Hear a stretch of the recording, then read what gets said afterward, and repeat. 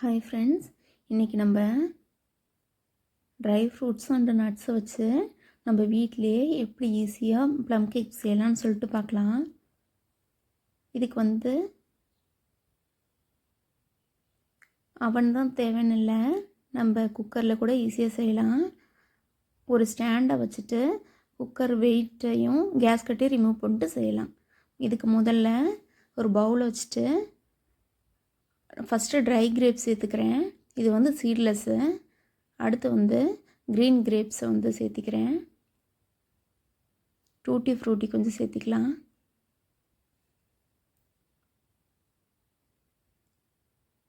கொஞ்சமாக முந்திரி சேர்த்திட்டு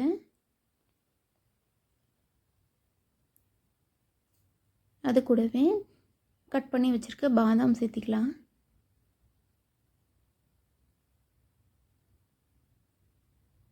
அடுத்து டேட்ஸு, இது கூடவே கொஞ்சம் செர்ரி. இந்த ட்ரை ஃப்ரூட்ஸ் அண்ட் நட்ஸ் எல்லாம் நம்மளோட விருப்பத்துக்கு ஏற்ப கொஞ்சம் சேர்த்தி கூட போட்டுக்கலாம். இல்லை கம்மியாக தான் இருக்குன்னா அதுக்கு தகுந்த மாதிரி நம்ம சேர்த்திக்கலாம். இன்றைக்கி நான் ஒரு 300 கிராம் பக்கம் இதெல்லாம் எடுத்திருக்கேன். இது கூடவே நான் இன்றைக்கி ஒரு 2 ஆரஞ்சோட ஜூஸு, இது தண்ணியெல்லாம் கலக்காமல் அதனோட ஜூஸை மட்டும் சேர்த்துருக்கேன். இது ஃபஸ்ட்டு இதெல்லாம் போட்டு ஜூஸை ஊற்றி நல்லா ஊற வச்சு எடுத்துக்கலாம். அடுத்து இதில் ஒரு ஜாதிக்காய், கொஞ்சமாக பட்டை, கொஞ்சம் சுக்கு, 2 கிராம்பு, 2 ஏலக்காய் தனியாக அரைச்சி எடுத்துகிட்டு கேரமல் சிரப்புக்காக ஒரு 1/4 கப் அளவுக்கு சர்க்கரை எடுத்துக்கலாம். இது எடுத்து வெறும் கடாயில் தண்ணியெல்லாம் இதில் ஊற்றக்கூடாது. நல்லா இந்த மாதிரி நல்லபடி வதக்கிட்டே இருக்கணும். கை எடுக்கக்கூடாது, நல்லா வதக்கணும். இந்த மாதிரி ஃபஸ்ட்டு கட்டி தட்டுற மாதிரி இருக்கும், நம்ம கிளற அது சரியாக போயிடும். ஆனால் அப்படி விட்டுறக்கூடாது, கிளறிட்டே இருக்கணும். பாருங்கள், ஃபஸ்ட்டு இப்படி சின்ன சின்னதாக கட்டி வர மாதிரி இருக்கு, அது கரைஞ்சிடும். நீங்கள் பாட்டு கிளறிட்டே இருக்கணும். நான்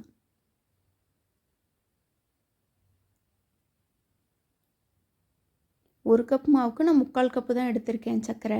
அதுலேயும் இப்போ ஒரு 1/4 வாசி இதில் போட்டிருக்கேன் கேரமல் சிரப்புக்காக. இது இன்னும் கொஞ்சம் கலர் மாறட்டும், ரொம்பவும் கலர் மாறிடக்கூடாது, கசக்கும். ஓரளவுக்கு நல்லா தேன் மாதிரி நல்லா திக்கான கொஞ்சம் கலர் மாறட்டும். இந்தளவுக்கு வந்தோடனே தண்ணி சேர்த்திக்கலாம். இப்போ 1/4 கப் சர்க்கரைக்கு 1/4 கப் அளவுக்கு தண்ணி சேர்த்திட்டு நல்லா இப்படி கிளறிட்டே இருக்கலாம். இப்போ நம்மளோட சுகர் சிரப் ரெடி ஆகிடுச்சு.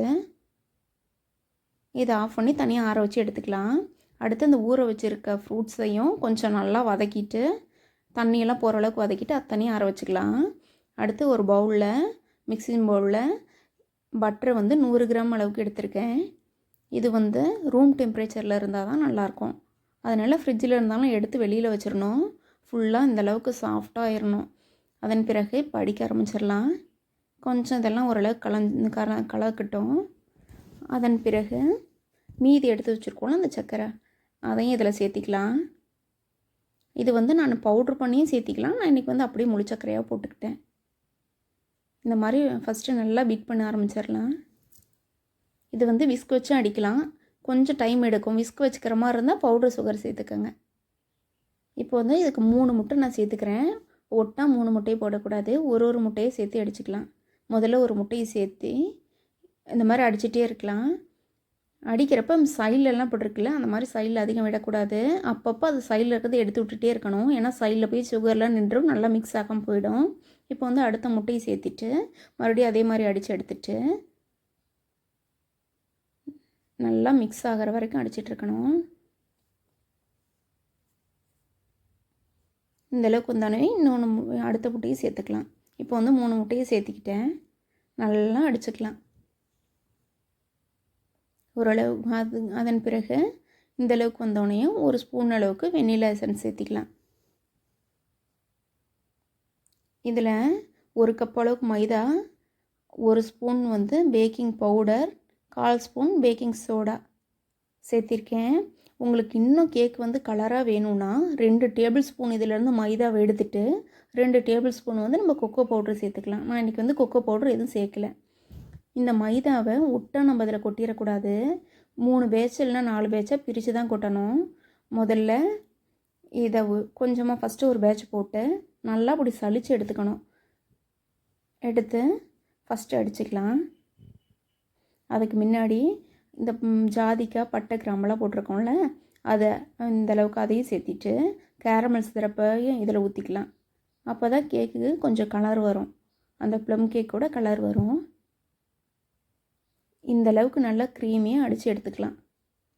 அதன் பிறகு நம்ம வேக வச்சு ஆற வச்சு வச்சுருக்கோம்ல அந்த ட்ரை ஃப்ரூட்ஸு, அதையும் இதிலே சேர்த்திக்கலாம். நல்லா ஆறிடணும். இது வந்து கட் அண்ட் ஃபோல்டு மெத்தடில் இப்படி தான் லைட்டாக மிக்ஸ் பண்ணணும். ரொம்ப அடித்து இது பண்ணிங்கன்னா கேக் வந்து நல்லா இருக்காது, ஹார்டாயிரும். இப்போ வந்து எல்லாமே இந்தளவுக்கு ஜென்டிலாக நம்ம மிக்ஸ் பண்ணி எடுத்துட்டோம். அடுத்து பேக்கிங் ட்ரேயில் வந்து பட்டர் அப்ளை பண்ணிவிட்டு பட்டர் ஷீட் போட்டுட்டு இந்த மாதிரி அந்த மிக்சரை வந்து போட்டுக்கலாம். இப்போ வந்து நான் அவனில் 180 டிகிரிக்கு ஒரு 45 மினிட்ஸ் வச்சுருந்தேன். எனக்கு கணக்காக வெந்துடுச்சு அந்த டைமுக்குள்ளே. இதே நீங்கள் குக்கரில் வைக்கிற மாதிரி இருந்தால் ஒரு 50 to 60 மினிட்ஸ் ஆகும். பாருங்கள், கேக்கு இப்போ ஓரளவுக்கு இப்போயே ரெடி ஆகிடுச்சு. இப்போ எடுத்தாச்சு.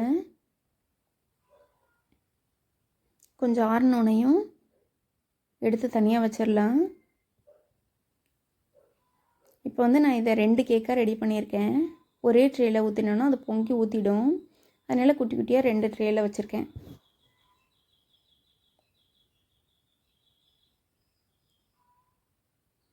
இப்படி வச்சு நல்லா ஆற விட்டுறலாம்.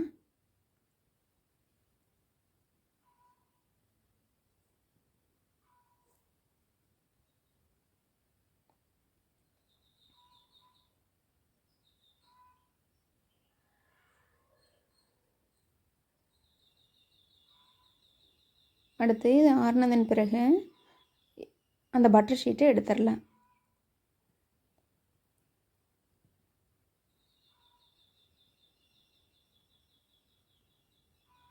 பாருங்கள் கேக் எவ்வளோ நல்லா வந்திருக்குன்ட்டு.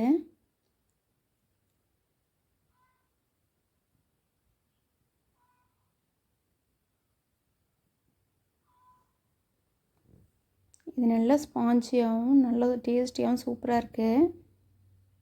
வாங்க இதை கட் பண்ணி பார்க்கலாம் எப்படி இருக்குன்ட்டு. பாருங்கள் எவ்வளோ நல்லா இருக்குன்ட்டு.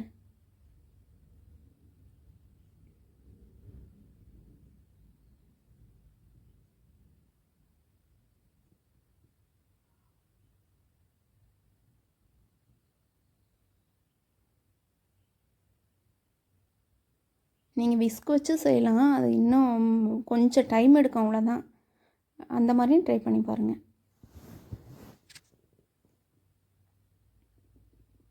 பாருங்கள் எடுக்கிறதுக்கு எவ்வளோ சாஃப்டாக இருக்குன்னு சொல்லிட்டு. நீங்களும் இந்த மாதிரி ட்ரை பண்ணி பாருங்கள். Thank you for